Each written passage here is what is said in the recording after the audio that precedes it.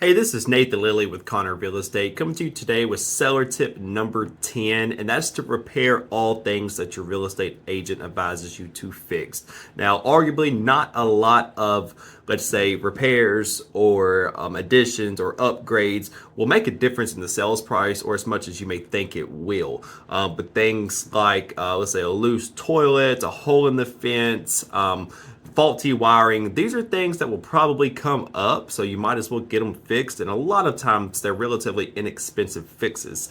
So seller tip number 10 is to fix the things that your real estate agent advises you to fix. My name is Nathan Lilly. Reach out anytime.